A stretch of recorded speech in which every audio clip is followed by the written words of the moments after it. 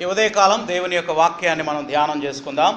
Ezra గ్రంథము 2వ అధ్యాయము మొదటి వచనాన్ని మనం చదువుకుందాం.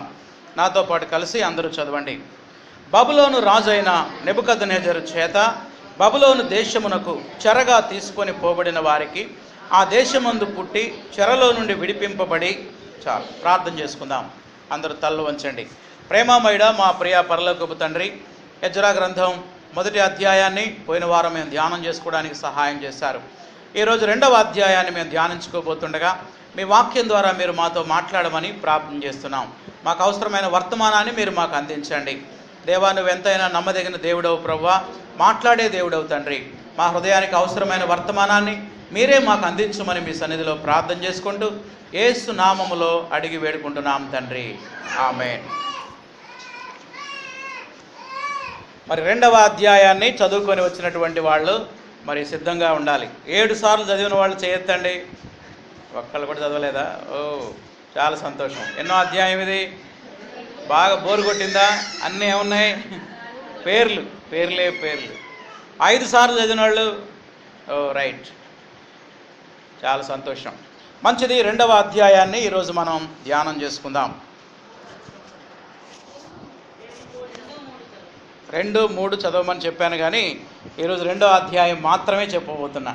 ఎందుకంటే 2వ అధ్యాయంలోనే మనం నేర్చుకోవలసిన అంశాలు చాలా ఉన్నాయి. అవి చెప్పేసరికి 1 అవర్ అయిపోయింది, గంట. సో ఆ ఉద్దేశంతో ఈరోజు 2వ అధ్యాయం మాత్రమే మీతో నేను పంచుకోబోతా ఉన్నాను. ఈ అధ్యాయానికి హెడ్డింగ్ ఏంటంటే ప్రొవైడింగ్ గాడ్, సమకూర్చే దేవుడు. అన్నీ సమకూర్చే దేవుడు, లేకపోతే అవసరాలు తీర్చే దేవుడు. 1వ అధ్యాయానికి ఏం పేరు పెట్టాం పోయినసారి?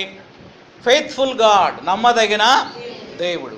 ఈరోజు 2వ అధ్యాయాన్ని మనం ధ్యానించుకోబోతున్నాం. ఈ అధ్యాయానికి పెట్టబడిన పేరేంటంటే సమకూర్చేటువంటి దేవుడు. Yes, our God is our provider. దేవుడే మన యొక్క అవసరాలు తీర్చేవాడు.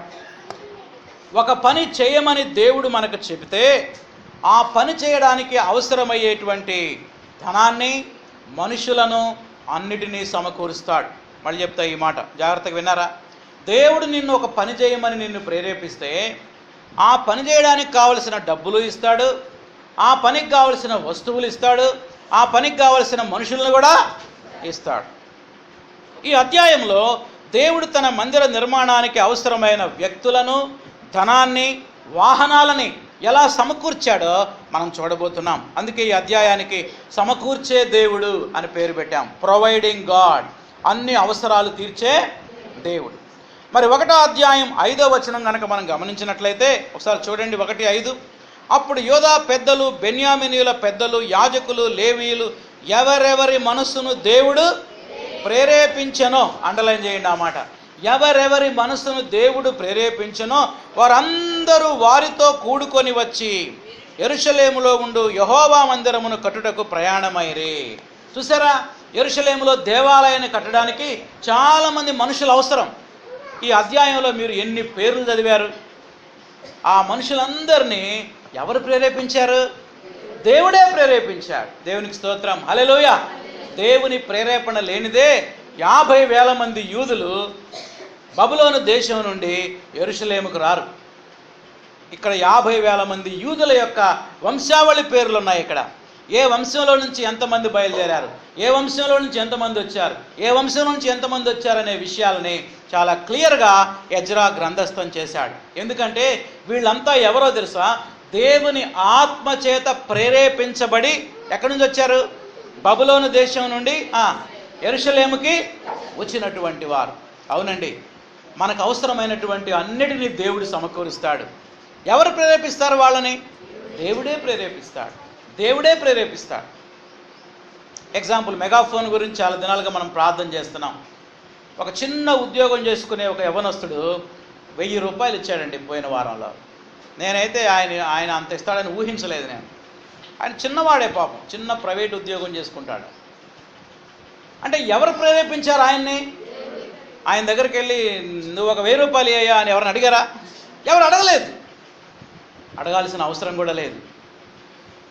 ఆ పని చేయడం అనేది దేవుని చిత్తం అయితే దేవుడే అన్నిటిని ఏం చేస్తాడు?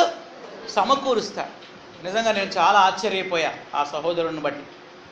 అవునండి, మన దేవుడు ప్రొవైడింగ్ గాడ్, అన్ని అవసరాలు సమకూర్చే దేవుడు. ఆయన ఐశ్వర్యవంతుడు. యెరూషలేములో పెద్ద దేవాలయాన్ని కట్టాలంటే ఎంతమంది మనుషులు కావాలి, ఎంత ధనం కావాలి, లేకపోతే అక్కడి నుంచి రావడానికి ఎన్ని వాహనాలు కావాలి. ఇవన్నిటిని కూడా దేవుడు ఏ విధంగా సమకూర్చాడో, దేవుని యొక్క నమ్మకత్వాన్ని, దేవుడు సమకూర్చిన విధానాన్ని ఎజ్రా ఈ పుస్తకంలో రాశాడు. వారు ఎవరెవరు, వారి వంశావళులేంటి అనే విషయాలు 2వ అధ్యాయంలో చెప్పాడు. మొదటి అధ్యాయం 5వ వచనంలోనేమో ఎవరెవరిని ప్రేరేపించనో వాళ్ళు వచ్చారన్నాడు. మరి ఎవరెవరిని ప్రేరేపించాడో వివరాలన్నీ ఎక్కడ రాశాడు? 2వ అధ్యాయంలో రాశాడు. ఈ 2వ అధ్యాయాన్ని 3 భాగాలుగా మనం ఇప్పుడు చూడబోతున్నాం. ఎన్ని భాగాలంటే 3. రాసుకోండి వరుసగా. 1, ప్రయాణమై వచ్చిన వారి లెక్క, ప్రయాణమై వచ్చిన వారి సంఖ్య. మరి బబులోను నుంచి యెరూషలేముకి ఎంతమంది వచ్చారు అనే వివరాలు 2వ అధ్యాయం 1వ వచనం నుండి 65 వచనాల వరకు ఇచ్చిండి. ఎక్కడ దాకా? చాలా పెద్ద లిస్టు. బహుశా కొంతమందికి విసుగు పుట్టిందేమో, ఏంటి ఇన్ని పేర్లు ఉన్నాయి బైబిల్లో, ఎందుకు రాశాడు ఈ పేర్లన్నీ? ఆ ప్రయాణమై వచ్చిన వారు ఎవరెవరో, వాళ్ళ కథ ఏంటో మనం కొద్దిసేపు ధ్యానం చేసుకుంటాం. 2, ప్రయాణ సాధనాలు. ఏంటి మరి మనం ఎక్కడైనా ప్రయాణం వెళ్ళాలంటే ఈ రోజుల్లో బస్సు ఎక్కి వెళ్తాం, లేదా బైక్ మీద వెళ్తారు, బైక్ ఉన్నవాళ్ళు, కారు ఉన్నవాళ్ళు కారులో వెళ్తారు. మరి 50,000 మంది ప్రయాణికులు బబులోను దేశం యెరూషలేముకి ఎలా వచ్చారు, ఏ వాహనాల మీద వచ్చారో రాశాడు. 2వ అధ్యాయం 66వ వచనం. ఎంత? 2వ అధ్యాయం 66వ వచనం. 3వ మాట, ప్రధానుల యొక్క స్వేచ్ఛార్పణలు.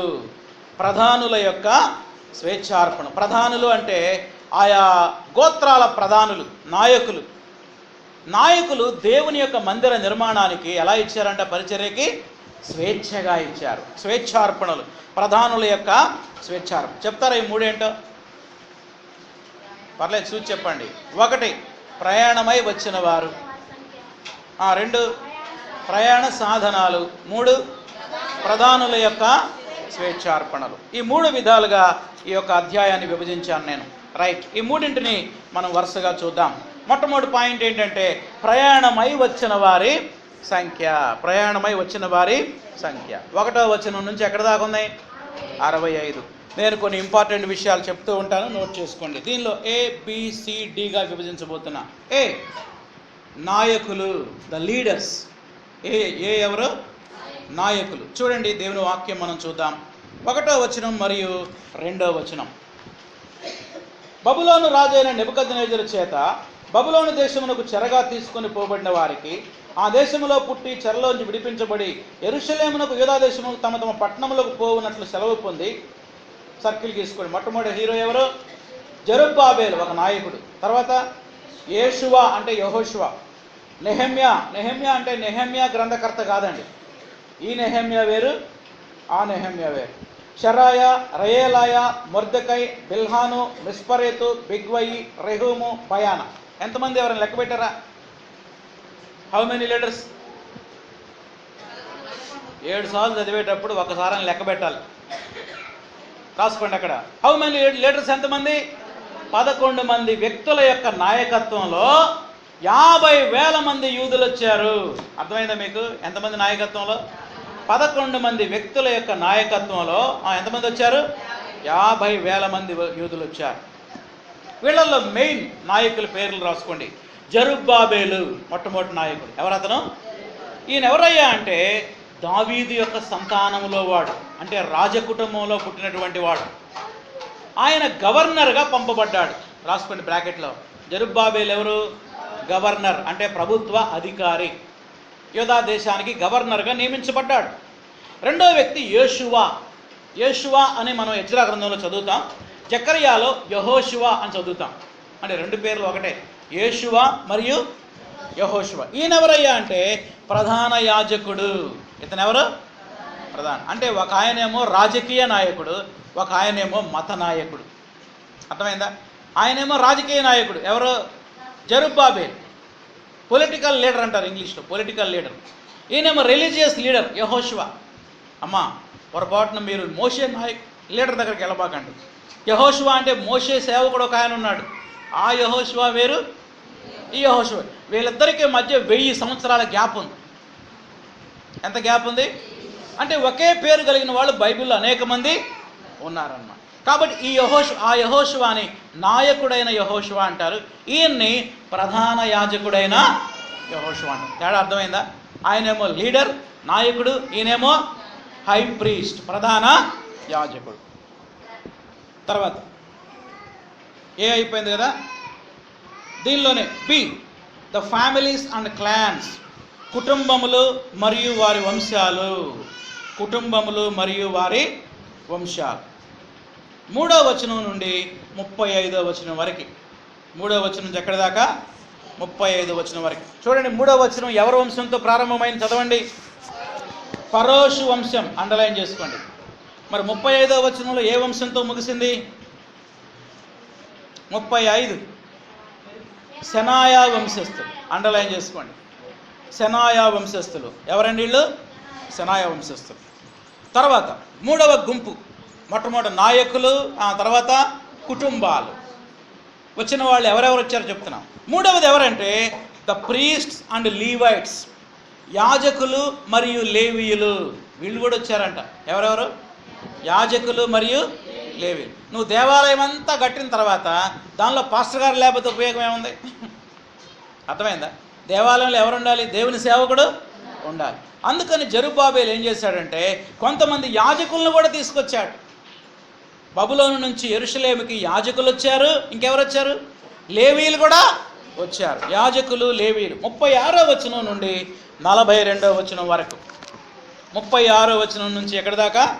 42. దీంట్లో 1, 2, 3, 4 అటు రాసుకోండి. 1 యాజకులు 36 నుంచి 39 వరకు చదవండి ఎవరైనా. 36వ వచనం. 36 యాజకులలో అండర్లైన్ చేయండి ఆ మాట. ఎవరు వచ్చారంటే ఇప్పుడు యాజకులు వచ్చారు. 2 లేవీయులు 40వ వచనం చదవండి. 40వ వచనం చదవాలా? లేవీయులలో అన్నాడు అంటే యాజకులు వచ్చారు. ఇంకెవరు వచ్చారు? లేవీయులు వచ్చారు. తర్వాత 3వ గుంపు ఎవరంటే గాయకులు. గాయకులు అంటే ఎవరు? పాటలు మరి దేవుని ఆరాధించడానికి పాడేవాళ్ళు కావాలి కదా, పాటలు పాడేవాళ్ళు. కొంతమంది పాటలు పాడేవాళ్ళు కూడా వచ్చారంట. 41వ వచనం చదవండి. 41వ వచనం. గాయకులలో ఆసాపు వంశస్థులు 128. రాసుకోండి అక్కడ. పాటలు పాడే బృందంలో ఎంతమంది సభ్యులు ఉన్నారు? చాలా పెద్ద సింగింగ్ టీం కదా. 128 మంది గాయకులు వచ్చారంట. 4వదిగా ద్వారపాలకులు, గేట్ కీపర్స్ కూడా వచ్చారు. ఆ డోర్ దగ్గర నిలబడి కాపలా కాసేవాళ్ళు ద్వారపాలకులు. వాళ్ళు ఎంతమంది చూడండి, అక్కడే ఉంది. 42వ వచనంలో ఉంది ఆ మాట. ఎన్నో వచనం? 42. చాలు. కాబట్టి ఇప్పుడు ఎవరెవరు? యాజకులు వచ్చారు, లేవీయులు వచ్చారు, గాయకులు వచ్చారు, ద్వారపాలకులు కూడా వచ్చారు. చూడకుండా చెప్తారా ఒకసారి? యాజకులు వచ్చారు, లేవీయులు వచ్చారు, గాయకులు వచ్చారు, ద్వారపాలకులు కూడా వచ్చారు. ఈ మందిరం చూసుకునే వాళ్ళు కూడా వచ్చారు. ప్రియులారా, దేవుని యొక్క పనిలో అందరూ ఇన్వాల్వ్ అవ్వాలి. ఎవరు ఇన్వాల్వ్ అవ్వాలి? అందరూ. చిన్న పిల్లలకు కూడా ఇక్కడ బాధ్యత ఉంది దేవుని పరిచర్యలు. ఆడవాళ్ళం మాకేముందలే అనుకోవద్దు, వాళ్ళకు కూడా పని ఉంది. మేము ముసలివాళ్ళం మాకెందుకండి అనుకోవద్దు, వాళ్ళకు కూడా పరిచర్య ఉన్నది. పరిచర్య లేని వాళ్ళు ఎవరు భూమి మీద లేరు. దేవునికి స్తోత్రం, హల్లెలూయా. దేవుడికి నువ్వు కావాలి, దేవుడికి నేను కావాలి. ముసలివాళ్ళు ఏమంటారు? ఇంకెందుకయ్యా బతికిచ్చేది, దేవుడు ఎందుకు బతికిస్తున్నాడయ్యా? పొద్దున్నే వరదానం అమ్మకు ప్రార్థన చేద్దామని పోయా, పాప మా మంచంలో ఉంది. ఆమె లేవగానే అంటుంది, ఇంకెందుకయ్యా దేవుడు నన్ను బతికిస్తున్నాడు అని బాధపడుతుంది. నువ్వేం బాధపడబాకమ్మా, దేవుడికి నీతో పని ఉందని చెప్పా. ప్రైజ్ ది లార్డ్, హల్లెలూయా. దేవునికి ఎవరు కావాలి? అందరూ కావాలి. ఉదయం ఆరాధన వర్తమానంలో కూడా విన్నాం కదా, ఆరాధించడానికి అందరూ కావాలి, దేవుని పని చేయడానికి కూడా అందరూ కావాలి. దేవుని యొక్క పనిలో నేను పనికిరాను అనేవాళ్ళు ఎవరు లేరండి. సంతోషంగా ఉందా మీకు? ఇప్పుడు దేవునికి నువ్వు కూడా కావాలి, నీ పాత్ర కూడా ఉన్నది. చూడండి ఎంతమంది వచ్చారో చెప్తారా చూడకుండా? యాజకులు, లేవీయులు, గాయకులు, ద్వారపాలకులు. ద్వారపాల గేటు దగ్గర ఉండేవాడా, ఆడితో మనకేందో అనుకోవడం లేదు. ఆయనకు కూడా ఇక్కడ పని ఉన్నది.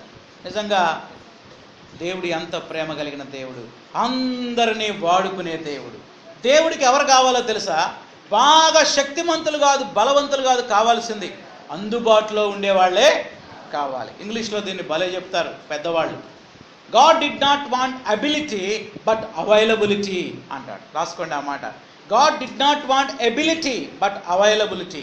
దేవునికి బలవంతులు కాదు కావాల్సింది, రాసుకోండి తెలుగులో, దేవునికి ఎవరు కాదు, బలవంతులు కాదు కావాల్సింది, అందుబాటులో ఉండేవాళ్లే కావాలి. ప్రభువా నేను అందుబాటులో ఉన్నా, నన్ను వాడుకో అంటే దేవుడు ఎవరినైనా వాడుకుంటాడు. ఒక ఆయన వచ్చి నేను ద్వారపాలకుడుగా ఉంటానండి, రా బాబు రా, నువ్వు కూడా రా, బయలుదేరు ప్రయాణం అవు. ఒక ఆయన వచ్చి నేను ఏదో మెల్లగా చిన్నగా పాటలు పాడుతాను, అలాగా రా, నువ్వు కూడా రావాలి రా. చూసారా ఎంతమంది అవసరమో దేవునికి. దేవుని పరిచర్యకు అందరూ అవసరమే. దేవునికి పనికిరాని వాళ్ళంటూ ఎవరు కూడా ఈ లోకంలో లేరు. అమ్మ అర్థమైందా ఈ మాట? మరి ఇప్పుడు మీకు సంతోషంగా ఉందా, బాధగా ఉందా? కాబట్టి ఎప్పుడు ప్రార్థన చేయబాకండి, ప్రభు నన్ను తీసుకో అనబాకండి. దేవుడికి నీతో పని ఉంది, అందుకే భూమి మీద ఉంచాడు. దేవుడికి నాతో పని ఉంది, అందుకే భూమి, నాతో పని అయిపోతే దేవుడు నన్ను రమ్మంటాడు అంతే. నీ పని అయిపోయింది రా బాబు అంటే సంతోషంగా వెళ్ళిపోతాను నేను. ఎవరైనా అంతే. మనం భూలోకంలో ఉంటున్నామంటే దేవునికి మనతో ఏమున్నది, పని ఉన్నది. కొద్దిసేపు మీకు యాజకత్వం గురించి ఎక్స్ప్లెయిన్ చేస్తాను నేను, జాగ్రత్తగానండి. పాత నిబంధన గ్రంథంలో యాజకులు ఎవరు? కేవలం లేవీయులే. పాత నిబంధన గ్రంథంలో యాజకులు ఎవరు? లేవీయులే.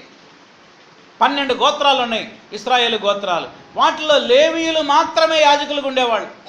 ఆ యోధా గోత్రంలో పుట్టినోడు ఏమనుకుంటాడంటే, నేను లేవీ గోత్రంలో పుట్టినా బాగుండేదే, నేను కూడా పాస్టర్నై చక్కగా దేవుని పని, చక్కగా తెల్లటి అంగీ వేసుకొని దేవుని పరిచయం చేసేవాడినే, నాకు లేదే ఆ భాగ్యం అని బాధపడతా ఉంటారు మిగతా గోత్రాల్లో పుట్టినటువంటి వాళ్ళు. ఎందుకంటే దేవుడు పాత నిబంధనలో యాజకులుగా ఉండేటువంటి అవకాశం కేవలం ఏ గోత్రానికి ఇచ్చాడు? లేవీ గోత్రానికే ఇచ్చాడు. మరి ఇప్పుడు మనం కొత్త నిబంధనలోకి వచ్చాం. కొత్త నిబంధనలో యాజకులు అంటే ఎవరు? ఎవరైనా చెప్పగలరా? ప్రయత్నం చేయండి. కొత్త నిబంధనలో యాజకులు అంటే ఎవరు? మీరేమనుకుంటున్నారు? పాత నిబంధనలో యాజకులు అంటే లేవీయులు. ఇప్పుడు కొత్త నిబంధనలో యాజకులు అంటే ఎవరు? ఏమనుకుంటున్నారు?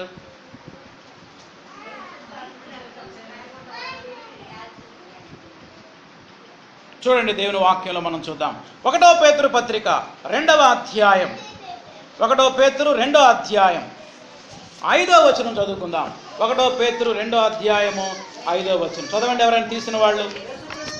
యేసుక్రీస్తు ద్వారా దేవునికి అనుకూలములకు ఆత్మ సంబంధమైన బలులను అర్పించుటకు, అండర్లైన్ చేయండి పెన్నుతోటి, పరిశుద్ధ యాజకులుగా ఉండునట్లు మీరు కూడా సజీవమైన రాళ్ల వలె ఉన్నారు. అండర్లైన్ చేయండి. పేతురు ఏం చెప్తున్నాడు తెలుసా? అమ్మ అందరు నా వైపు చూడండి. పాత నిబంధనలో లేవీయులు మాత్రమే యాజకులు. కొత్త నిబంధనలో యేసు రక్తములో కడగబడిన ప్రతి విశ్వాసి యాజకుడు. మనందరం ఇప్పుడు ఎవరమే? యాజకులం. నువ్వు మారు మనసు పొందావా? అట్లయితే నువ్వు యాజకుడివే. మారు మనసు పొందిన దేవుని బిడ్డవా? నువ్వు యాజకురాలువే. అంటే ఇప్పుడు మనకి ఏమొచ్చింది? ప్రమోషన్ వచ్చింది. మనందరం ఇప్పుడు ఏమైపోయాం? యాజకులం అయ్యాం. యేసన్న గారు 25 సంవత్సరాల క్రితమే ఈ పాట రాశాడు. ఏం పాట? చీకటి నుండి వెలుగులోనికి నన్ను పిలచిన తేజోమయా, చీకటి నుండి వెలుగులోనికి నన్ను పిలచిన తేజోమయా, రాజవంశములో యాజకత్వము చేసేదను, రాజవంశములో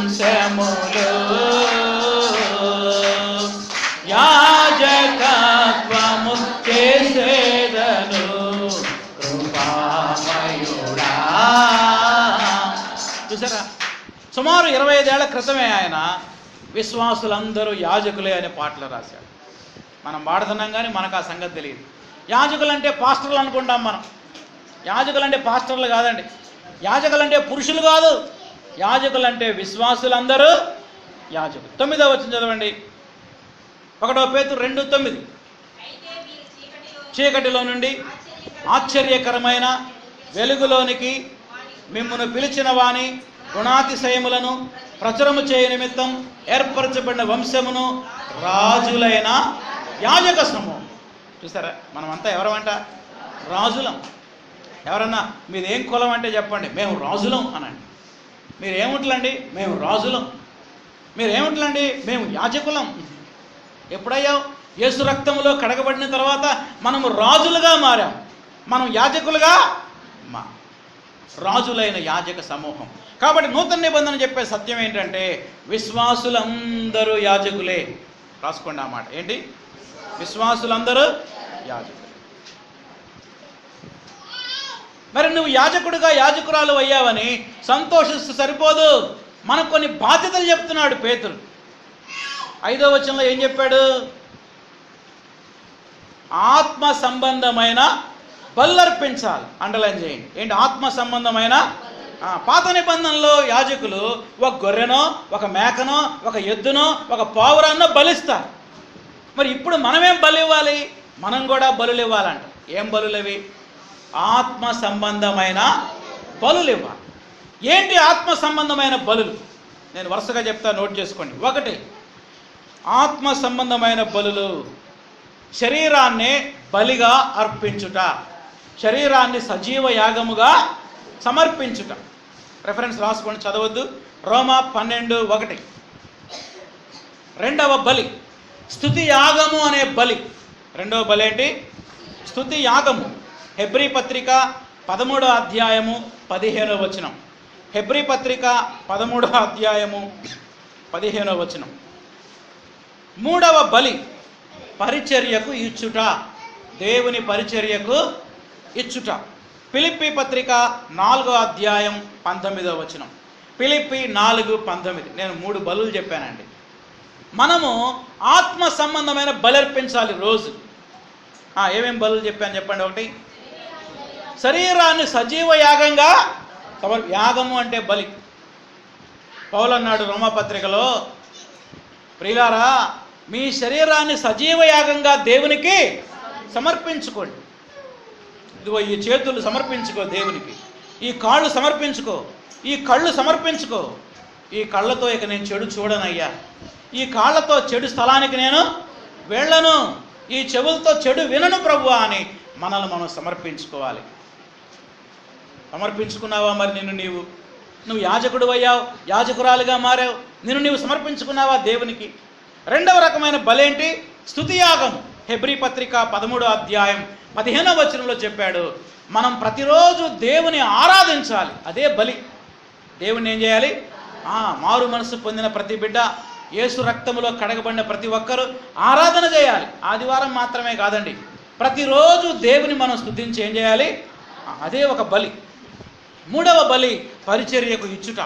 ఫిలిప్పీ సంఘం పౌలుకి సహాయం చేస్తే పౌలు అంటున్నాడు, మీరు ఇచ్చిన వస్తువులు నాకు అందని, అవి దేవునికి ఇష్టమైన యాగమునై ఉన్నవి. దేవుని పరిచర్యకు నువ్వు సంతోషంగా అర్పణలు ఇస్తే అవి కూడా దేవునికి ఒక బలే. కనుక దేవుని బిడ్డలమైన మనం ఇప్పుడు ఒక గొర్రెనో, ఒక మేకనో, ఒక కోడినో బలి ఇవ్వాల్సిన అవసరం లేదు. మరి ఏం బలి ఇవ్వాలి? శరీరాన్ని సజీవ యాగంగా సమర్పించుకోవాలి. 2వ బలి స్తుతి యాగాన్ని ఆయన సమర్పించాలి. 3వ బలి పరిచర్య కొరకు కానుకలు మనం దేవునికి సమర్పించాలి. ఇవి బలులు. 9వ వచనంలో ఇంకో బాధ్యత చెప్పాడు, చదవండి. 1 పేతురు 2వ అధ్యాయము 9వ వచనం. యాజకుల యొక్క మొదటి పని బలు అర్పించుట. 2వ పని ఏంటి? 9వ వచనంలో, అయితే చీకటిలో నుండి ఆశ్చర్యకరమైన గుణాతిశయములను ఏం చేయాలి? ప్రచురము చేయాలి. చాలు. యాజకుడి యొక్క 2వ పని ఏంటో చెప్తున్నాడు పేతురు. మనం పరిశుద్ధ యాజకులం అయ్యాం కదా, మరి ఏం చేయాలి? మనం ఒట్టి బలు అర్పించడం మాత్రమే కాదు, 2వది దేవుని యొక్క గుణాతిశయాలని తెలియని వారికి ఏం చేయాలి?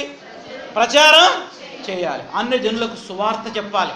ఈ వాక్యం వింటున్న ప్రియులారా, పోయిన వారంలో ఒక్కరికైనా సువార్త చెప్పారా? మీరు ఒక్కరికైనా దేవుని ఎరగని వాళ్ళకి దేవుడి గురించి చెప్పారా? మీ సాక్ష్యాన్ని చెప్పారా? అది మన యొక్క బాధ్యత.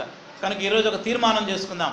ప్రభువా నన్ను యాజకుడిగా చేశావు, యాజకురాలుగా చేశావు, నీ గుణాతిశయాలని నేను ప్రచారం చేస్తానయ్యా, కనీసం ఒక్కరికైనా వ్యక్తిగతంగా నా సాక్ష్యం చెప్తా, నీ గొప్పతనాన్ని, నీ ప్రేమని, నీ శిలువ మరణాన్ని నేను చాటి చెప్తానని మనం ఈ రోజుకు తీర్మానం చేసుకోవాలి.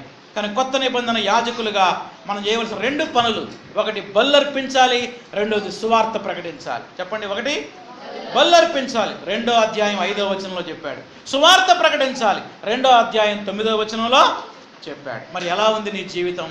నువ్వు మారు మనసు పొంది ఎన్ని సంవత్సరాలైంది? నీ శరీరాన్ని సజీవయాగంగా సమర్పించుకున్నావా? ఆత్మల భారం నీకున్నదా? నశించు ఆత్మల కొరకు నువ్వు ప్రార్థన చేస్తున్నావా? నిన్ను నువ్వు పరీక్షించుకోవాలి. 3వదిగా, యాజకుడు అంటే ఎవరు అని అంటే, కొత్త నిబంధనలో యాజకుడు ఎవరంటే విశ్వాసులందరూ యాజకులే. పాత నిబంధన మందిర నిర్మాణం ఎలా ఉంటుందో చెప్తా మీకు ఒకసారి. అందరూ నా వైపు చూడండి. పాత నిబంధన మందిరం ఇది కొత్త నిబంధనలో మనం కట్టుకున్న మందిరం. అక్కడంతా విశ్వాసులు, ఇక్కడేమో పాస్టర్ గారు ఉన్నారు. వీళ్ళిద్దరిని వేరు చేస్తుంది ఏంటి? ఈ గోడ. అక్కడేమో విశ్వాసులు ఉన్నారు, ఇక్కడేమో పాస్టర్ గారు ఉన్నారు. పాత నిబంధనలో దేవాలయం 3 భాగాలుగా ఉంటుంది. ఎన్ని భాగాలు? వేద రాసుకోండి. 1 ఆవరణము అంటారు. పట్టుమొదటిదేంటి? ఆవరణం. ఈ ఆవరణంలో ఎవరు ఉంటారంటే విశ్వాసులు ఉంటారు. దేవుని ప్రజలందరూ ఆవరణంలో ఉంటారు. 2వ భాగం ఏంటంటే పరిశుద్ధ స్థలము, ద హోలీ ప్లేస్ అంటారు. పరిశుద్ధ స్థలం. ఈ పరిశుద్ధ స్థలంలో యాజకులు ఉంటారు. ఈ పరిశుద్ధ స్థలంలో ఎవరుంటారు? యాజకులు. ఒకసారి ఈ టేబుల్ చూసుకోండి. ఇదే మందిరం అనుకోండి. ఇక్కడ నుంచి ఇక్కడ దాకా ఆవరణం. ఈ ఆవరణంలో ఎవరుంటారు? విశ్వాసులు, దేవుని బిడ్డలు అందరూ ఉంటారు. ఇక్కడ నుంచి ఇక్కడ దాకా పరిశుద్ధ స్థలం. ఎంతవరకు? ఇక్కడ యాజకులు ఉంటారు. ఈ యాజకులు విశ్వాసుల దగ్గరికి వెళ్ళి అక్కడ బలి అర్పిస్తారన్న. ఈ పరిశుద్ధ స్థలంలో 3వ ప్లేస్ ఏంటంటే అతి పరిశుద్ధ స్థలం. ఇదిగో ఇలా పెద్ద పీట ఉంటుంది అన్నమాట, పీఠం. ఈ అతి పరిశుద్ధ స్థలానికి మధ్యలో ఒక తెర అడ్డం ఉంటుంది. ఆ తెర లోపల దేవుని మందస్సు ఉంటుంది. ఆ మందస్సు పెట్టెలో అప్పుడెప్పుడో కొన్ని వందల సంవత్సరాల క్రితం మన్నా కురిసింది కదా, ఆ మన్నాని ఒక పాత్రలో దాచిపెట్టి ఆ పెట్టెలో పెట్టారు. దేవుడిచ్చిన 10 ఆజ్ఞల పలకలు ఉన్నాయా, ఆ 2 పలకలు ఆ పెట్టెలో పెట్టారు. అహరోను యొక్క కర్ర ఒకటి చిగురించింది, అది కూడా తీసుకొచ్చి పెట్టెలో పెట్టారు. మందస్సు పెట్టెలో 3 వస్తువులు ఉన్నాయి. చెప్పండి వరుసగా. 1 మన్నా పాత్ర, 2వది 10 ఆజ్ఞల పలకలు, 3వది అహరోను యొక్క చిగురించిన కర్ర. ఆ బాక్స్ మూతేశారు. ఆ బాక్స్ మీద ఒక పీఠం ఉంటుంది. ఆ పీఠం పేరు కరుణాపీఠం. ఆ పీఠంపై ఇటువైపు ఒక కెరూబు అంటే ఒక దేవదూత, అటువైపు ఒక దేవదూత ఉంటుంది. మధ్యలో దేవుడు వచ్చి కూర్చుంటాడు అన్నమాట. ఆవరణము, పరిశుద్ధ స్థలము, అతి పరిశుద్ధ స్థలం. చెప్పండి. ఆవరణంలో ఎవరుంటారు? పరిశుద్ధ స్థలంలో ఎవరుంటారు? అతి పరిశుద్ధ స్థలంలో దేవుడు ఉంటాడు. దేవునికి యాజకుడికి మధ్యలో ఏముంది? తెర. అంటే ప్రజలు పరిశుద్ధ స్థలంలోకి రాకూడదు, యాజకులు అతి పరిశుద్ధ స్థలంలోకి పోకూడదు. సంవత్సరానికి ఒక్కసారి మాత్రమే యాజకుడు పోతాడు. అది ఎప్పుడంటే 7వ నెల ప్రాయశ్చిత్త దినం అనే రోజున యాజకుడు ఈ అతి పరిశుద్ధ స్థలంలోకి వెళ్తాడు. ప్రజలందరి కొరకు ఒక గొర్రెని వధించి దేశం మొత్తం కోసం ఆ రక్తం తీసుకొని ఆ బలిపీఠం మీద ప్రోక్షించడానికి లోపలికి వెళ్తాడన్నమాట. వాడు ఏదైనా తప్పు చేశాడో వాడు అక్కడ చస్తాడు అంతే. ఎందుకని అక్కడ ఎవరున్నారు? దేవుడు ఉన్నాడు. అందుకని అక్కడికి పోవడానికి ప్రధాన యాజకుడు గడగడగడ వణికిపోతాడు అన్నమాట. ఒకవేళ ఆ చచ్చిపోయిన శవాన్ని బయటికి తీయాలని ఎవడన్నా పోయాడో వాడు కూడా చస్తాడు. మరి ఆ శవం సంగతి ఏంది? తాడు కడతారనమాట. తాడు కట్టి లాగేస్తారు బయటికి. ఇప్పుడు కొత్త నిబంధనలో ఎప్పుడైతే యేసు ప్రభు శిలువ మీద చనిపోయాడో ఆ తెర 2గా ఏమైపోయింది? చిరిగింది. ఇప్పుడు ఇక ఆవరణం లేదు, పరిశుద్ధ స్థలం లేదు, అతి పరిశుద్ధ స్థలం కూడా లేదు. దేవునికి స్తోత్రం, హల్లెలూయా. నువ్వు డైరెక్ట్గా దేవుని దగ్గరికి వెళ్ళిపోవచ్చు. అంటే నీకు దేవుడికి మధ్యవర్తి ఒకప్పుడు యాజకుడు ఉండేవాడు, ఇప్పుడు మధ్యవర్తి ఎవరు కూడా లేరు. బైబిల్ చెప్తా ఉంది, దేవునికి నరులకు మధ్యవర్తి ఒక్కడే, ఆయనే క్రీస్తు యేసనే నరుడు. రోమన్ క్యాథలిక్స్ ఏమంటారంటే మధ్యవర్తి మరియమ్మ అంటారు అంట.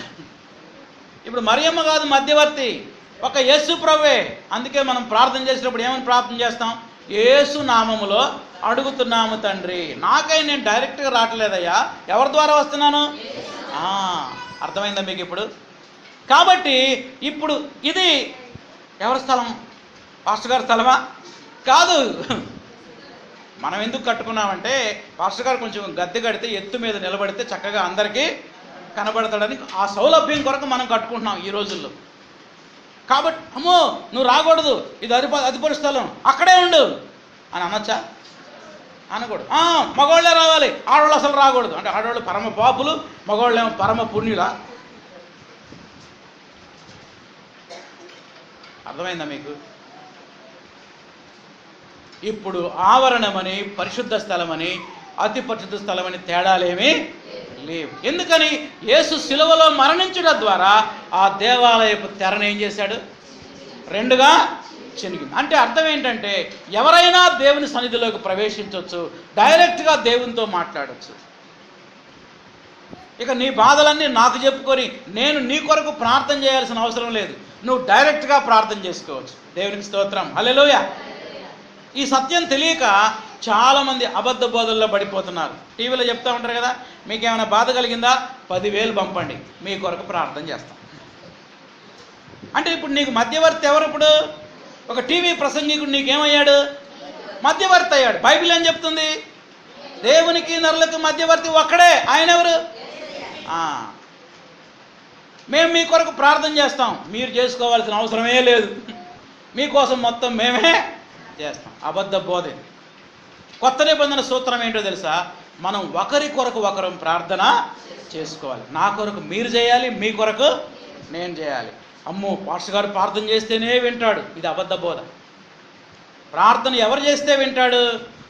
ఆయన పిల్లలు ఎవరు చేసినా వింటాడు. అర్థమవుతుందా మీకు? మనం దేవుని బిడ్డలుగా ఒకరి కోసం ఒకరం ప్రార్థన చేసుకోవాలి. మా కోసం మా పాస్టర్ గారు ఎప్పటికీ ప్రార్థన చేస్తాడు, మేము చేసుకోకపోయినా పర్వాలేదులే అనుకోకూడదండి. ప్రతి విశ్వాసి తప్పనిసరిగా విజ్ఞాపన చేయాలి. యాజకుడి యొక్క ఇంకొక పని ఏంటో తెలుసా? విజ్ఞాపన చేయడం. రాసుకోండి, 3వ పని.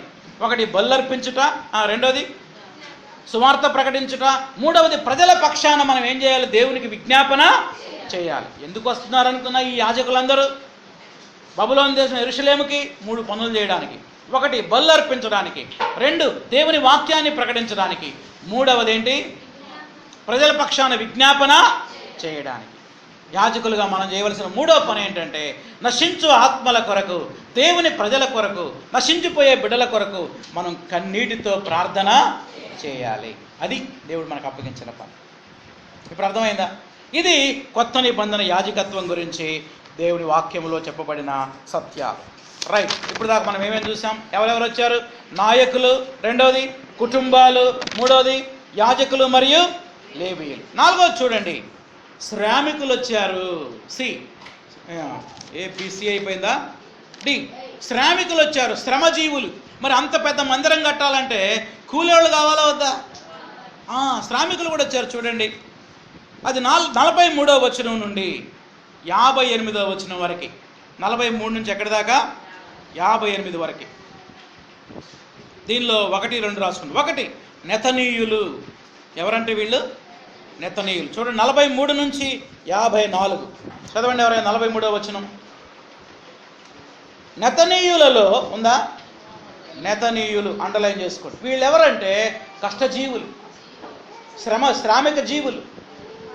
నెతనీయులు అంటే ఎవరంటే ప్రిజనర్స్ ఆఫ్ వార్ అంటారు. అంటే ఒక దేశం మీదకి మనం యుద్ధానికి వెళ్తే ఆ ఓడిపోయిన సైనికులందరినీ తెచ్చుకుంటారన్నమాట. ఎందుకు? వాళ్ళ చేత కష్టమైన పనులు చేయించడానికి. Hard workers. తర్వాత 55వ వచనంలో చూడండి, సొలొమోను సేవకులు. 55వ వచనం చదవండి. 55 సొలొమోను సేవకుల వంశస్థులు. ఆ రోజు సొలొమోను దేవాలయం కట్టినప్పుడు చాలామంది పని వాళ్ళ చేత ఆ మందిరం కట్టించాడు. వాళ్ళ పిల్లలు ఉన్నారన్నమాట. వాళ్ళు అప్పటి నుంచి ఇప్పటి వరకు శ్రమజీవులుగానే ఉన్నారు, శ్రామిక జీవులుగానే ఉన్నారు. కాబట్టి శ్రమజీవులు ఎవరెవరు? నెతనీయులు, సొలొమోను సేవకులు. చెప్పండి, అందరూ చెప్పండి. నెతనీయులు, ఎగ్జామ్స్లో అడుగుతాయి ఈ ప్రశ్న, అందుకే బాగా చదవాలి, బాగా గుర్తుపెట్టుకోవాలి.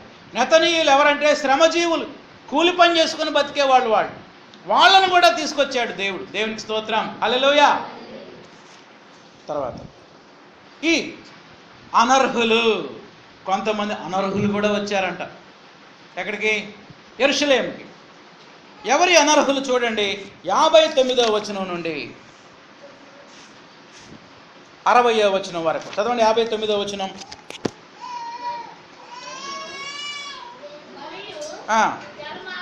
తేల్మెలహు, తేల్హర్ష, కెరూబు, అద్దాను, ఇమ్మేర్ అనే స్థలంలో నుండి కొందరు వచ్చిరి. కొందరు అండర్లైన్ చేయండి, కొందరు. వీళ్ళ ప్రాబ్లం ఏంటి? అయితే వీరు తమ పితరుల యొక్క ఇంటినైనను వంశావళినైనను చూపించలేకపోయారు. వారు ఇశ్రాయేలీయుల్లో కారో తెలియకపోయారు. మీ ఇంటి పేరేంటి? మా ఇంటి పేరు దొప్పలపూడి. ఈ కొందరిని అడిగారు, మీ ఇంటి పేరు ఏంటంటే మాకు తెలవదు. అంటే వీళ్ళు అసలు ఇశ్రాయేలీయుల్లో కారో తెలియదు. మీ ఇంటి పేరేంటి? మీ గోత్రం ఏంటి? ఏమో సార్ మాకు తెలియదు సార్. అసలు మీరు ఇశ్రాయేలీయులేనా? ఏమో, అవునో కాదో మాకు తెలియదు, మాకు కూడా రావాలనిపించింది వచ్చామన్నమాట.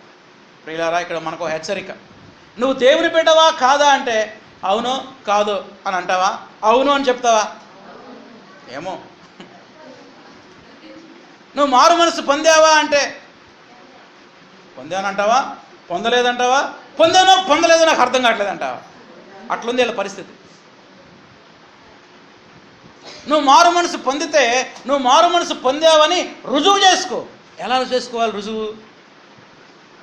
సత్క్రియలు చేయడం ద్వారా, మంచి క్రియలు చేయడం ద్వారా. యాకోబు ఏమన్నాడు? క్రియలు లేని విశ్వాసము మృతం. నేను మారానంటే సరిపోదు, నీ క్రియలు మారాలి. నువ్వు మారు మనసు పొందితే నీ ప్రవర్తనలో ఏం రావాలి? మార్పు. 3 సంవత్సరాల నుంచి గుడికి వస్తున్నావు చర్చికి, అప్పుడు బాగా తిట్టేదానివి, ఇప్పుడు కూడా బాగా తిడుతున్నావు. ఇప్పుడు చెప్పు, నువ్వు మారినట్టేనా? ఎక్కడ మారావు?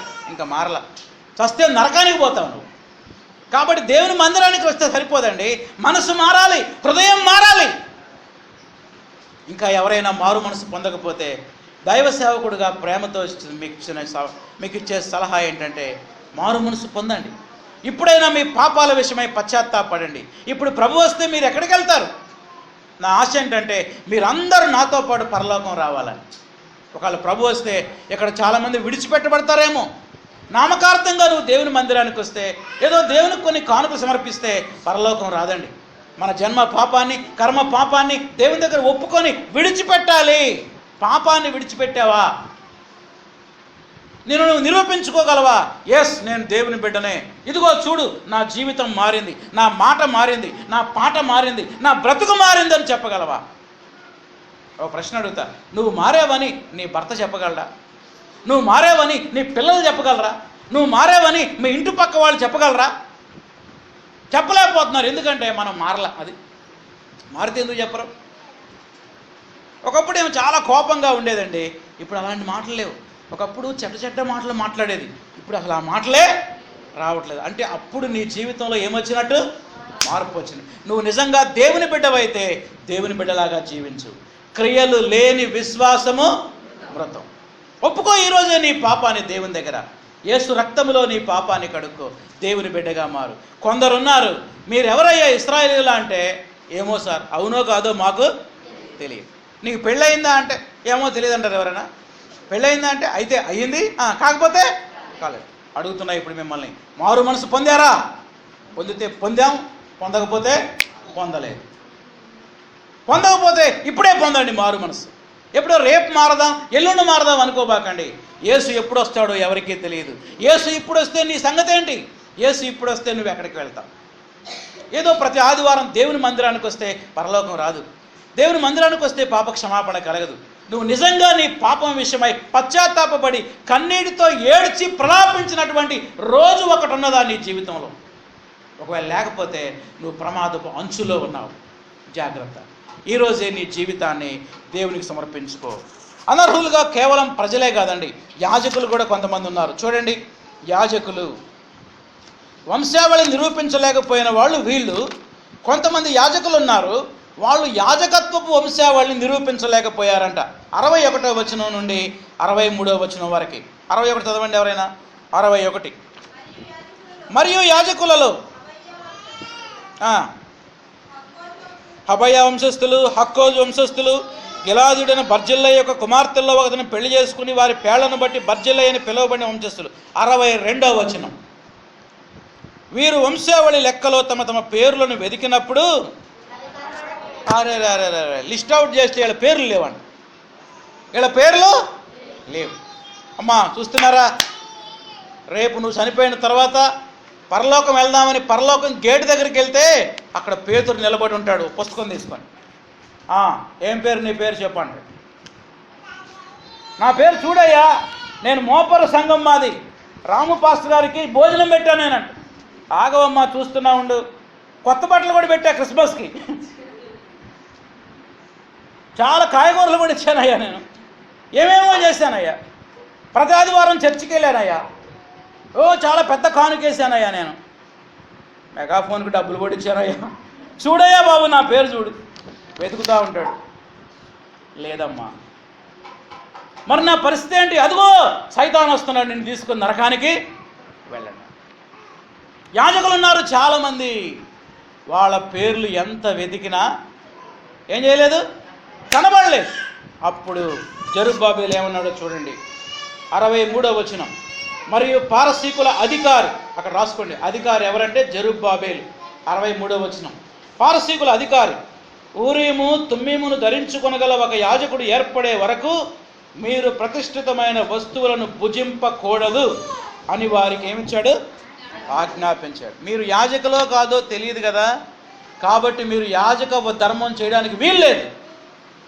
ప్రతిష్ఠితమైన వస్తువులను ముట్టుకోవడానికి కూడా అర్హత లేదు. ఎవరు వచ్చేంతవరకు? ఊరీము తుమ్మీము. అమ్మా ఇటు చూడండి, మీకు ఊరీము తుమ్మీము గురించి చెప్తా. పాత నిబంధన గ్రంథంలో యాజకుడు ధరించే వస్త్రం మీద 2 బల్బులు లాంటివి ఉంటాయి. ఒకటి ఎర్ర బల్బు, ఒకటేమో గ్రీన్ బల్బు. దాన్ని ఊరీము అంటారు, ఇంకోటి తుమ్మీము అంటారు. దేవుని చిత్తం తెలుసుకోవడానికి ఈ 2 రాళ్లను ఉపయోగించేవాళ్ళు, ఈ వజ్రపు రాళ్ళు అన్నమాట. ఒకటేమో ఎర్ర వజ్రము, రెండోది పచ్చ వజ్రం. ఎర్రడిది పచ్చ, దీన్ని ఏమంటారు? ఊరీము తుమ్మీము. దావీదు చాలాసార్లు ఉపయోగించాడు. ఆ దేశం మీదకి యుద్ధానికి వెళ్ళాలా వద్దా, యాజకుడిని పిలుస్తారు, రావయ్యారా ప్రార్థన చేయి. యాజకుడు ప్రార్థన చేయగానే గ్రీన్ సిగ్నల్ వచ్చింది అనమాట, అది మెరిసిద్దంట. ఆ మెరిసిద్దంటే అర్థం ఏంటి? యుద్ధానికి నువ్వు వెళ్ళవచ్చు. ఎర్ర రంగు వజ్రం మెరిసిందనుకో యుద్ధానికి వెళ్ళకూడదు. అట్లా దేవుడు తన చిత్తాన్ని బయలుపరిచేవాడు. జెరుబ్బాబెలు ఏమన్నాడంటే, మీరు యాజకులో కాదో మాకు తెలియదయ్యా, ఊరీము తుమ్మీము ధరించి వచ్చే యాజకుడు వచ్చేంతవరకు మీరు ఇక్కడే ఉండండి, ఆయన తెలుస్తాడు మీరు ఎస్ ఆర్ నో. అర్థమైంది ఇప్పుడు మీకు? ఊరీము తుమ్మీము అంటే దేవుని చిత్తాన్ని తెలియజేసే వజ్రపు రాళ్ళు అని రాసుకోండి. ఊరీము తుమ్మీము అంటే ఏంటి? దేవుని యొక్క చిత్తాన్ని తెలియజేసే వజ్రపు రాళ్ళు.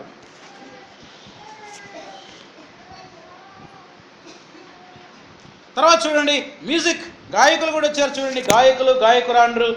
65వ వచనం. వీరుగాక వీరి దాసులు దాసురాండ్రు 7,337. వారిలో గాయకులు ఉన్నారు, గాయకురాండ్రు కూడా ఉన్నారండి. ఎంతమంది వీళ్ళు? 200 మంది. అండర్లైన్ చేసుకోండి. పాటలు పాడేవాళ్ళు వచ్చారు. పాటలు పాడే మగాళ్లే కాదు, పాటలు పాడే ఆడవాళ్ళు కూడా వచ్చారు. కనుక వినండి, మన దేవుని మందిరంలో, మన సంఘములో పాటలు పాడేవాళ్ళు లేవాలి. ప్రైజ్ ద లార్డ్, హల్లెలూయా. ఇక్కడ బృందంగా నిలబడి పాటలు పాడాలి. ఇక్కడ పురుషులు 1 ముగ్గురు, స్త్రీలు 1 ముగ్గురు నిలబడి పాటలు పాడాలి. బృందముగా కలిసి బృందగానాలు చేసి దేవుని నామాన్ని స్తుతించి ఆరాధించాలి. మరి ఉన్నారా మనకు అటువంటి బృందం? లేరు. ప్రార్థన చేయండి, ప్రభువా మాకు ఒక సింగింగ్ టీం దయచేయి ప్రభువా అని ప్రార్థన చేద్దాం. ఆసక్తి కలిగినటువంటి బిడ్డలు, వాళ్ళు ఎవరైనా కావచ్చు, స్త్రీలు పురుషులు, కనీసం ఒక 6 నిలబడి, వాళ్ళు 3 వీళ్ళు 3 నిలబడి ప్రతి ఆదివారం పాటలు పాడి దేవుణ్ణి ఏం చేయాలి? స్తుతించాలి. వాళ్ళు కూడా సంఘానికి కావాలని దేవుడు కొంతమంది గాయకులను తీసుకొచ్చాడు, గాయకురాండ్రని కూడా తీసుకొచ్చాడు. ఇప్పుడు 2వ పాయింట్లోకి వచ్చేద్దాం. మొదటి పాయింట్ అయిపోయిందండి. 2వ పాయింట్ ఏంటి చెప్పండి? ప్రయాణ సాధనాలు. చెప్పండి ఏంటి ప్రయాణ సాధనాలు? ఎన్నో వచనం అది? 66. మీరు ఇప్పుడు లెక్క చెప్పాలి ఇప్పుడు నాకు. ఇక గుర్రాలన్నీ చదవండి. 736 గుర్రాలు. కంచెర గాడిదలన్నీ 240. ఒంటెలన్నీ 430. గాడిదలన్నీ 6720. చూసారా ఎన్ని వెహికల్స్ ఇచ్చాడు దేవుడు. దేవునికి స్తోత్రం, హల్లెలూయా. ప్రయాణానికి వాహనాలు అవసరమని దేవుడు గుర్రాలు ఇచ్చాడు, కంచెర గాడిదలు ఇచ్చాడు, ఒంటెలను ఇచ్చాడు, ఇంకేమిచ్చాడు? గాడిదలను కూడా ఇచ్చాడు. అవునండి, మన దేవుడు అన్నీ సమకూర్చే దేవుడు. దేవుని సేవకు, దేవుని పనికి, పరిచర్యకి ఏమేం కావాలో అవన్నీ దేవుడు ఇస్తాడు. అన్నీ ధారాళంగా ఇచ్చే దేవుడు కనుక దేవుని మనం స్తుతించి ఆరాధించాలి. చివరి మాట చెప్పి ముగిస్తా. 5వది, 4వది, 3వది ఏంటంటే ప్రధానుల యొక్క అర్పణలు. ఎవరి అర్పణలు అండి? ప్రధానుల యొక్క అర్పణలు. 68వ వచనం నుండి 70వ వచనం వరకు నేను చదువుతా చూడండి. 68 కుటుంబ ప్రధానులు అండర్లైన్ చేసుకోండి. ఎవరంటే వీళ్ళు? కుటుంబ ప్రధానులు. కొందరు యెరూషలేములో ఉండే యెహోవా మందిరానికి వచ్చి దేవుని మందిరమును దాని స్థలములో నిలుపుటకు కానుకలను, సర్కిల్ గీసుకోండి, స్వేచ్ఛార్పణములుగా అర్పించిరి. కానుకలు ఎలా ఇచ్చారంట? స్వేచ్ఛగా, ఫ్రీ విల్ ఆఫరింగ్స్ అంటారు. ఫ్రీ విల్ అంటే ఏం బలవంతం లేదు. నువ్వు ఎంత ఇస్తావో చెప్పు, ఇదిగో పుస్తకం మీద రాయి, సంతకం పెట్టు, ఎప్పుడు ఇస్తావో చెప్పు, కట్టు, అరే కాదండి. ఇది దేవుని మందిరానికి ఎలా ఇచ్చారంట? కానుకలను స్వేచ్ఛార్పణలుగా అర్పించారు. అది వసూళ్ల కార్యక్రమం. అలా చేయాల్సిన అవసరం లేదు. ప్రార్థన చేయండి. కొంతమంది సలహా ఇస్తారు, అబ్బో పుస్తకం కూడా ప్రింట్ చేయండి, అడగండి, నువ్వెంత ఇస్తావు చెప్పు, నువ్వెంత ఇస్తావు చెప్పు. ఏంది మరి 1000 రాసావు, ఒక 10,000 రాయి, మరి 10,000 రాసావేంటి, 1,00,000 రాయి. ఎంత దారుణం. ఈ రోజుల్లో దేవుని మందిర నిర్మాణం అనే పేరుతో దోపిడీలు చేసేవాళ్ళు చాలామంది ఉన్నారు. దేవుని బిడ్డలారా, దేవుని మందిరం పనికి దేవుడే ఇస్తాడు. దేవునికి స్తోత్రం, హల్లెలూయా. ఇప్పుడు దాకా ఏమిచ్చాడు? యాజకులను ఇచ్చాడు, నాయకులను ఇచ్చాడు, గాయకులను ఇచ్చాడు, గాయకురాండ్రుని ఇచ్చాడు, లేబర్ శ్రామికులను ఇచ్చాడు, చివరిగా డబ్బులు కూడా ఇచ్చాడు. దేవునికి స్తోత్రం, హల్లెలూయా. ఎలా ఇచ్చారు ఈ డబ్బులు? కానుకలను ఎలా ఇచ్చారు? స్వేచ్ఛార్పణలుగా అర్పించరి. 69వ వచనం ఎలా ఇచ్చారు? పని నెరవేర్చడానికి తమ శక్తి కొలది, అండర్లైన్ చేయండి. ఎంత కొలది ఇచ్చారంట? శక్తి కొలది ఖజానాకు 16,300 తులాల బంగారం. అమ్మో, 1 తులం బంగారం కొనాలంటే చచ్చిపోతున్నాం మనం, ప్రాణం పోతుంది. ఎంత కొనడానికి? 1 తులం. దేవుడు చూడండి ఎంత గొప్ప పని చేశాడు. ఎన్ని తులాలు? అక్కడ రాసుకోండి, 16,300 తులాల బంగారం, 2,80,000 తులాల వెండి, యాజకులు ధరించడానికి 100 బట్టలు, 100 వస్త్రాలు. యాజకుని వస్త్రాలు వేరుగా ఉంటాయి. పాత నిబంధనలో యాజకుడు ఒక రకమైన వస్త్రాలు ధరించాలి. కొత్త నిబంధనలో యాజకుడు ఏ బట్టలైనా వేసుకో. ఎందుకని? కొత్త యాజకులు ఎవరు? విశ్వాసులందరూ. పాస్టర్ గారు మీరు తెల్ల చొక్కా తెల్ల ప్యాంటే వేసుకోవాలండి, పాస్టర్ గారు ఎప్పుడు వైట్ డ్రెస్సే వేసుకోవాలి. ఎవరు చెప్పారు? అది పాత నిబంధనలో యాజకుడికి ప్రత్యేకమైన వస్త్రధారణ ఉంది. కొత్త నిబంధనలో యాజకుడికి ప్రత్యేకమైన వస్త్రధారణ లేదు. ఎందుకు? యాజకులు ఎవరు? మాట్లాడరేందండి? నేను అనండి అమ్మా, ఇంకా అర్థం కాలేదా? యాజకులు ఎవరు? చెప్పు, కట్టి చేయొచ్చు చెప్పు. నేనే. అందుకని కొత్త నిబంధనలో యాజకుడికి ప్రత్యేకమైన వస్త్రాలంటూ ఏమి కూడా లేవు. కొంతమంది అడుగుతూ ఉంటారు నన్ను, పాస్టర్ గారు మీరు వైట్ ప్యాంట్ వైట్ షర్ట్ వేసుకుంటే బాగుంటుంది అన్నాను. నేనంట, నా భార్య ఉతకలేక సచ్చిద్దయ్యా అంట. ఉతకలేక ఆమె చేతులు పోతాయి బాబు, ఎందుకు ఆ వైట్ ప్యాంట్లు వైట్ షర్ట్లు, వద్దులే, పర్వాలేదులే. కొంతమంది పాపం ప్రేమగా మాకు వైట్ ప్యాంట్ వైట్ షర్ట్ బహుకరిస్తారు బహుమానంగా. మేము కుట్టించుకోం, అవి ఇంకో పాస్టర్ గారికి ఇస్తాం. ఎందుకని? నా భార్య ఆడ ఉతికిద్దయన్నీ. కాబట్టి కొత్త నిబంధనలో దేవుని సేవకులు ఏం బట్టలు వేసుకోవాలి? అందరూ ఏం వేసుకుంటే అవే. స్పెషల్ ఏమి లేదు. మీకు మాకు తేడా అంటూ ఏమి కూడా లేదు. ఓ నేను పాస్టర్ని పక్కకుండు, నేను పాస్టర్మని కొద్దిగా జరుగు ఎడంగుండు, అట్లాంటివి ఏమి ఇక్కడ లేవు. మనమంతా ఎవరని తెలుసా? We are all brothers and sisters. మనమంతా సహోదరి సహోదరులు, మనమంతా యాజకులమే. మరి ప్రధాన యాజకుడు ఎవరు? ప్రభు అయిన యేసుక్రీస్తు. పాత నిబంధనల ప్రధాన యాజకుడు ఎవరు? అహరోన్. కొత్త నిబంధనల ప్రధాన యాజకుడు ఎవరంటే ప్రభు అయిన యేసుక్రీస్తు. విశ్వాసులందరూ యాజకులే. ప్రియులారా, దేవుని మందిరానికి ఇవ్వండి. ఎలా ఇవ్వండి? స్వేచ్ఛగా. ఎలా ఇవ్వండి? శక్తి కొలది ఇవ్వండి. ఆ రెండు మాటలు గుర్తుపెట్టుకోండి. ఎలా ఇవ్వాలి దేవునికి? మనం స్వేచ్ఛగా ఇవ్వాలి. ఆ రెండోది శక్తి కొలది ఇవ్వండి దేవుని మందిర నిర్మాణాన్ని. ఆ రోజు కుటుంబ ప్రధానులు అంటే వాళ్ళు నాయకుడు ముందు ఇవ్వాలి. నాయకులుగా ఉన్న వాళ్ళు ముందు వరుసలో ఉండాలి. ఎస్, మేము ఇచ్చాం దేవుని పనికి, మీరు కూడా ఇవ్వండి. ఎంత ఇవ్వండి? మీ శక్తి కొలది ఇవ్వండి. నేను ఇంకొక మాట కూడా చెప్తున్నా, ఎవరన్నా బలవంతంగా ఇవ్వమంటే ఇవ్వకండి. అర్థమైందా? బలవంతంగా ఇవ్వాల్సిన అవసరం లేదు. బైబిల్ ఎక్కడ బలవంతంగా ఇవ్వమని చెప్పలేదు. ఎవరన్నా ఫోర్స్ చేస్తారు నిన్ను ఇయ్యని, ఇవ్వకండి. అసలు దేవుని పరిచర్యకు, దేవుని మందిరానికి ఎలా ఇవ్వాలో 2వ అధ్యాయం మనకు పాఠం చెప్పింది. స్వేచ్ఛగా ఇవ్వండి, శక్తి కొలది ఇవ్వండి. చెప్పండి అందరూ, స్వేచ్ఛగా ఇవ్వండి, శక్తి కొలది ఇవ్వండి. తలలు వంచండి, ప్రార్థన చేసుకుందాం. దేవుడు ఈరోజు 2వ అధ్యాయం ద్వారా అనేక విషయాలు నీతో నాతో మాట్లాడాడు. మనం ఇప్పుడు దేవునితో మాట్లాడదాం, ప్రార్థన చేసుకుందాం. ఎవరికి వాళ్ళే ప్రార్థన చేసుకోండి. అవునండి, మనం ఆరాధించే దేవుడు సమకూర్చే దేవుడు, అవసరాలు తీర్చే దేవుడు.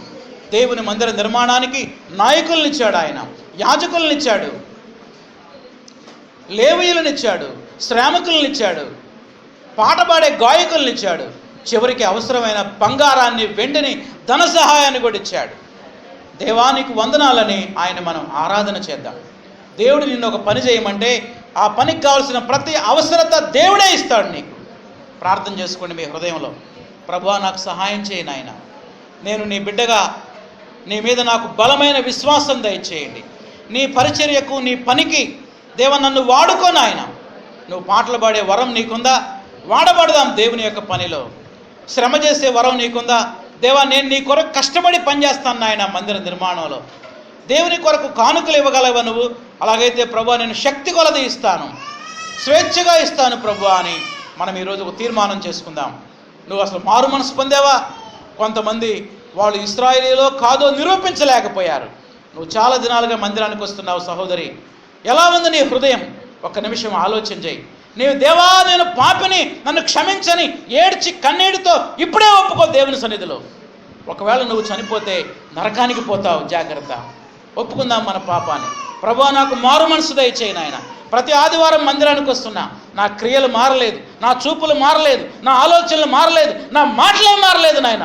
నన్ను క్షమించు నాయన, నరక శిక్ష నుంచి తప్పించు, నాకు నిజమైన మారు మనసు దయచేయి, లోతైన రక్షణ దయచేయి ప్రభువా అని ప్రార్థన చేసుకుందాం. ఎవరు నశించిపోవడం ఆయనకి ఇష్టం లేదు. అందుకే పరిశుద్ధాత్మ దేవుడు ఈరోజు నీతో మాట్లాడుతున్నాడు. సహోదరుడా, యవనస్తుడా, యవనస్తురాలా, ఎలా ఉంది నీ హృదయం? హృదయంలో పాపం దాగి ఉన్నదా? రహస్య పాపానికి బానిసలైపోయి ఉన్నారా? ఒక్క నిమిషం పశ్చాత్తాపడదాం, ప్రార్థన చేసుకుందాం. ప్రేమగల తండ్రి, ఎవరు నశించిపోవడం నీకు ఇష్టం లేదు ప్రభువా. ఎంతమంది బిడ్డలు తమ పాపాల విషయమై పశ్చాత్తాపడుతున్నారో వారిని రక్షించండి, క్షమించండి. వారిని మీ కుమారులుగా, కుమార్తెలుగా చేసుకునండి. పాపులమైన మమ్మల్ని రక్షించావు, యాజకులుగా చేశావు నాయన. యాజకులుగా మేము బలి అర్పించడానికి సహాయం చేయండి, మీ సువార్తను ప్రకటించడానికి సహాయం చేయండి, అనేకుల కొరకు విజ్ఞాపన చేయడానికి సహాయం చేయండి. దేవా, దేవుని మందిర నిర్మాణానికి, నీ పరిచర్యకు స్వేచ్ఛగా మేము అర్పణలు అర్పించడానికి సహాయం చేయండి. మా శక్తి కొలది అర్పించే కృపనివ్వండి.